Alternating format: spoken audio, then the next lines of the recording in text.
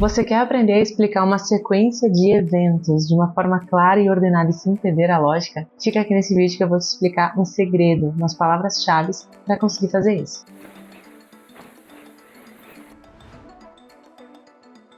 Muy bien, hermano, tenho certeza que você já passou por isso, de ter que explicar para alguém algum plano, algum projeto, alguma sequência de ações. E quando a gente faz isso em português, a gente costuma usar algumas palavras como primeiro, em seguida, depois, por fim. E da mesma forma que a gente faz isso em português, em espanhol a gente também usa essas palavras. E nós vamos chamar aí de palavras-chave para falar sobre uma sucessão de acontecimentos, sobre uma sequência de acontecimentos. É justamente isso que a gente vai falar nesse vídeo. Para começar, nós vamos falar, é claro, do primeiro, né? Essa palavra aí é muito útil para iniciar discursos. Então, se eu quero começar a contar algo ou a dar uma orientação para alguém, principalmente em ambientes, por exemplo, em que a gente está trabalhando com contextos de trabalho, né? Esse vocabulário é muito útil para trabalho, para estudos, para planejamentos que envolvem outras pessoas, muito útil para conseguir expressar essa sequência. Então, esta primeira é, claro, primeiro. A gente vai dar uma orientação e vai dizer, bueno, ejemplo.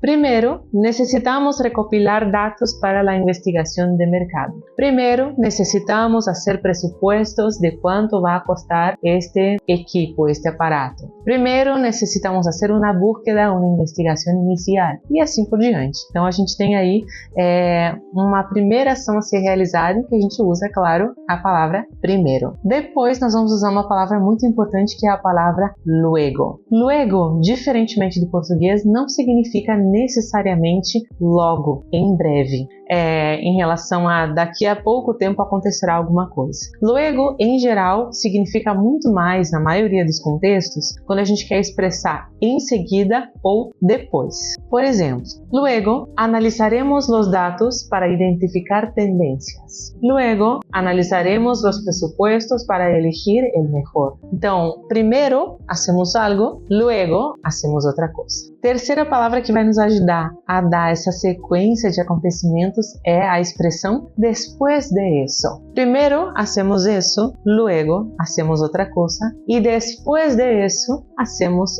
outra coisa todavía. Por ejemplo, después de eso presentaremos nuestros informes al equipo. Después de eso mandaremos a hacer los productos. Después de eso haremos lo que es necesario. Sempre na sequência com a ideia de que fizemos algo, depois outra coisa e depois disso fazemos outra coisa ainda. Então a gente está expressando um terceiro momento aqui de ação na nossa sequência de eventos. E para terminar, a gente pode utilizar a expressão finalmente. Finalmente, em espanhol, não necessariamente tem aquela carga que nós temos em português de finalmente, né? Finalmente você fez isso. Quando a gente utiliza finalmente em espanhol, é muito mais relacionado a por fim. Então, por fim, por último caso, né, como última ação, como último acontecimento, vamos fazer isso. Entonces, ejemplo. Finalmente, implementaremos las estrategias recomendadas. Finalmente, venderemos los productos. Finalmente, haremos la divulgación del producto. E assim por diante. Então, aqui seria a última ação a ser realizada.